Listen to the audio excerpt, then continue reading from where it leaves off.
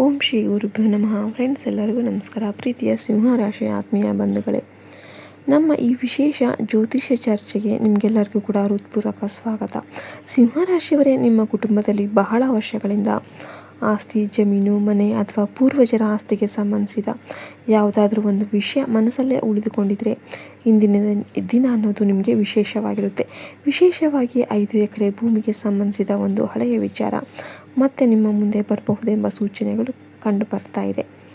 ನಿಮ್ಮ ಸ್ವಂತ ಕಣ್ಣಿನಿಂದ ನೋಡಿರದ ಒಂದು ಜಮೀನಿನ ಬಗ್ಗೆ ಇಂದು ಹೊಸ ಮಾಹಿತಿ ಸಿಗುವ ಸಾಧ್ಯತೆ ಇದೆ. ಈ ವಿಷಯ ಕೇವಲ ಭೂಮಿಗೆ ಸಂಬಂಧಿಸಿದ್ದಲ್ಲ, ಇದರ ಹಿಂದೆ ಕುಟುಂಬದ ಹಳೆಯ ಸಂಬಂಧ, ಮರೆತು ಹೋದ ಘಟನೆ, ಹಳೆಯ ದಾಖಲೆ, ಯಾರೋ ಒಬ್ಬರು ಇಷ್ಟು ದಿನ ಮೌನವಾಗಿದ್ದುಕೊಂಡ ವಿಚಾರ ಕೂಡ ಇರ್ಬೋದು. ಜ್ಯೋತಿಷ್ಯದಲ್ಲಿ ಭೂಮಿ ಅಂದರೆ ಕೇವಲ ಆಸ್ತಿ ಅಲ್ಲ, ಅದು ಕುಟುಂಬದ ಬೇರುಗಳು, ಸ್ಥಿರತೆ, ಪೂರ್ವಜರ ಪರಿಶ್ರಮ, ಹಕ್ಕು ಎಲ್ಲವೂ ಕೂಡ ನಮಗೆ ತಿಳಿಸುತ್ತೆ. ಕೆಲವು ದಿನಗಳಿಂದ ಆಸ್ತಿಯ ಅಥವಾ ಜಮೀನಿನ ವಿಚಾರ ಮತ್ತೆ ಮತ್ತೆ ಮನಸ್ಸಿಗೆ ಬರ್ತಿದ್ರೆ ಅದು ಸಾಮಾನ್ಯ ಅಂತ ನಿರ್ಲಕ್ಷ್ಯ ಮಾಡಬೇಡಿ. ಆಸ್ತಿಯ ವಿಚಾರದಲ್ಲಿ ವರ್ಷಗಳಿಂದ ಗೊಂದಲ ಇದ್ದರೆ ಆ ವಿಚಾರ ಮತ್ತೆ ಚರ್ಚೆಗೆ ಬರುವ ಸಾಧ್ಯತೆ ಇದೆ. ಆದರೆ ಫ್ರೆಂಡ್ಸ್, ಇದನ್ನು ಖಚಿತ ಭವಿಷ್ಯವಾಣಿ ಅಂತ ತಿಳಿದುಕೊಳ್ಳೋದಕ್ಕೆ ಹೋಗಬೇಡಿ. ಜ್ಯೋತಿಷ್ಯವು ಸಾಧ್ಯತೆಗಳನ್ನು ಮತ್ತು ಮನೋಭಾವವನ್ನು ಸೂಚಿಸುತ್ತೆ. ನಿಜವಾದ ಮಾಲೀಕತ್ವವನ್ನು ದಾಖಲೆಗಳು ಮತ್ತು ಕಾನೂನು ಪ್ರಕ್ರಿಯೆಗಳೇ ನಿರ್ಧರಿಸುತ್ತೆ. ಆದ್ದರಿಂದ ಯಾವುದೇ ಸುದ್ದಿ ಬಂದ ಕೂಡಲೇ ಆತುರದ ನಿರ್ಧಾರ ತೆಗೆದುಕೊಳ್ಳೋದಕ್ಕೆ ಹೋಗಬೇಡಿ. ಈ ಸಮಯದಲ್ಲಿ ನೀವು ಬಹಳ ಹಿಂದಿನಿಂದ ಮುಚ್ಚಿ ಹೋಗಿದೆ ಅಂತ ಭಾವಿಸಿದ್ದ ಒಂದು ವಿಷಯವನ್ನು ಮತ್ತೆ ಪರಿಶೀಲಿಸುವ ಅವಕಾಶ ಸಿಗ್ಬೋದು. ಆ ಜಮೀನು ಇಲ್ಲ, ಅದ್ರ ಬಗ್ಗೆ ಏನೂ ಉಳಿದಿಲ್ಲ ಅಂತ ಹೇಳುತ್ತಿದ್ದ ವ್ಯಕ್ತಿಯೇ ಈಗ ಬೇರೆ ರೀತಿಯ ಮಾಹಿತಿಯನ್ನು ನೀಡಬಹುದು. ಒಂದು ಹಳೆಯ ಕಾಗದ ದೊಡ್ಡ ವಿಷಯಕ್ಕೆ ಆರಂಭಿಸಿದಾಗಿರ್ಬೋದು. ಕೆಲವೊಮ್ಮೆ ಜೀವನದಲ್ಲಿ ದೊಡ್ಡ ಬದಲಾವಣೆ ಒಂದು ದೊಡ್ಡ ಘಟನೆಯಿಂದ ಅಲ್ಲ, ಒಂದು ಸಣ್ಣ ಸೂಚನೆಯಿಂದ ಆರಂಭವಾಗುತ್ತೆ. ಹಳೆಯ ಪರಿಚಯಸ್ಥರು ನಿಮ್ಮನ್ನು ಸಂಪರ್ಕಿಸೋದು, ಕುಟುಂಬದಲ್ಲಿ ಆಸ್ತಿಯ ವಿಚಾರ ಪ್ರಸ್ತಾಪ ಮಾಡೋದು, ಅಥವಾ ಯಾರಾದರೂ ಹಿರಿಯರು ಹಿಂದಿನ ಕಥೆಯನ್ನು ಹೇಳೋದು ಅಂತಹ ಸೂಚನೆಗಳು ಆಗಿರಬಹುದು. ಜೀವನದಲ್ಲಿ ಸರಿಯಾದ ದಾರಿ ತೆರೆದುಕೊಳ್ಳಿ ಅಂತ ಪ್ರಾರ್ಥನೆ ಮಾಡಿ. ಹಣಕಾಸಿನ ವಿಚಾರದಲ್ಲಿ ಕೂಡ ಈ ವಿಷಯ ಮಹತ್ವವನ್ನು ಪಡೆಯಬಹುದು. ಈ ಭೂಮಿ ನಿಜವಾಗಿ ಕೂಡ ನಿಮ್ಮ ಕುಟುಂಬದ ಹಕ್ಕಿಗೆ ಸಂಬಂಧಿಸಿದರೆ ಅದರ ಬಗ್ಗೆ ಸ್ಪಷ್ಟತೆ ಬಂದ ನಂತರ ನಿಮ್ಮ ಆರ್ಥಿಕ ಯೋಜನೆ ಬದಲಾಗಬಹುದು. ಕೆಲವರಿಗೆ ಅದು ಮುಂದಿನ ದಿನಗಳಲ್ಲಿ ಹೂಡಿಕೆಗೆ ಸಹಾಯ ಆಗ್ಬೋದು. ಕೆಲವರಿಗೆ ಸಾಲ ಅಥವಾ ಕುಟುಂಬದ ಜವಾಬ್ದಾರಿಗಳನ್ನು ನಿರ್ವಹಿಸೋದಕ್ಕೆ ಅವಕಾಶ ಸಿಗ್ಬೋದು. ಇನ್ನೂ ಕೆಲವರಿಗೆ ಮನೆ ಕಟ್ಟುವ ಕನಸಿಗೆ ಅದು ಒಂದು ಆಧಾರ ಆಗಬಹುದು. ಆದರೆ ಜಮೀನು ಸಿಕ್ತು ಅಂತ ತಕ್ಷಣ ಹಣ ಬರುತ್ತೆ ಅಂತ ಅರ್ಥ ಮಾಡ್ಕೊಳ್ಳೋದಕ್ಕೆ ಹೋಗಬೇಡಿ.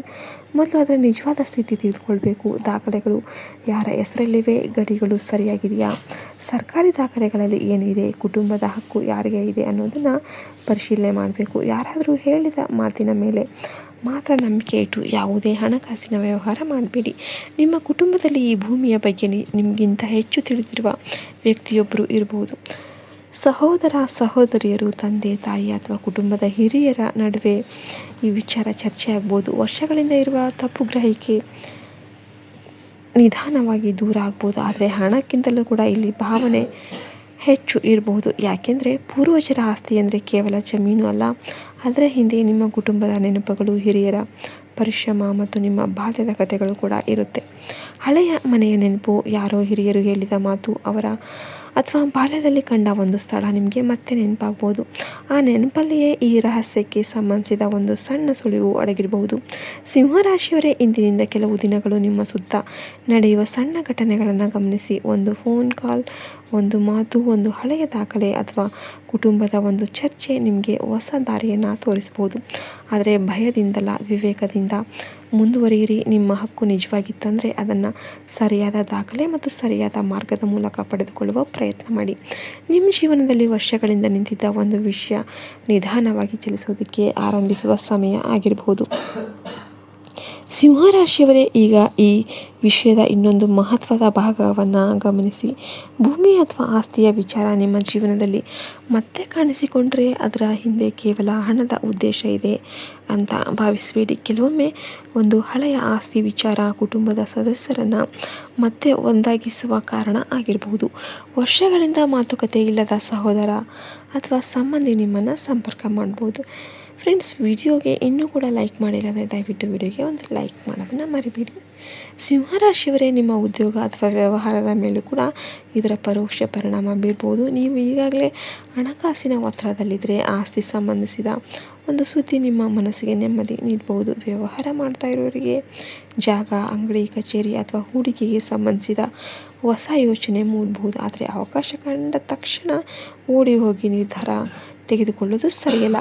ಮೊದಲು ಸಂಪೂರ್ಣ ಮಾಹಿತಿ ಪಡೆದುಕೊಳ್ಳಿ. ಯಾರಾದರೂ ಈ ಜಮೀನು ನಿಂದೆ ಅಂದ ತಕ್ಷಣ ಅದನ್ನು ಈಗಲೇ ಮಾರಾಟ ಮಾಡಿ ಇಷ್ಟು ಹಣ ಕೊಟ್ಟರೆ ಕೆಲಸ ಮುಗಿಯುತ್ತೆ ಅಂತ ಹೇಳಿದರೆ ಅವ್ರ ಮಾತನ್ನು ಮಾತ್ರ ನಂಬೋದಕ್ಕೆ ಹೋಗಬೇಡಿ. ಪ್ರತಿಯೊಂದು ವಿಷಯಕ್ಕೂ ಕೂಡ ದಾಖಲೆ ಮತ್ತು ಕಾನೂನು ಪರಿಶೀಲನೆ ಅಗತ್ಯ ಆಗಿರುತ್ತೆ. ಭೂಮಿಯ ಗಡಿ, ಹಕ್ಕುಪತ್ರ, ನೋಂದಣಿ ದಾಖಲೆ, ತೆರಿಗೆ ವಿವರಗಳು ಮತ್ತು ಇತರ ಸರ್ಕಾರಿ ದಾಖಲೆಗಳನ್ನು ಪರಿಶೀಲಿಸೋದು ಬಹಳ ಮುಖ್ಯವಾಗಿರುತ್ತೆ.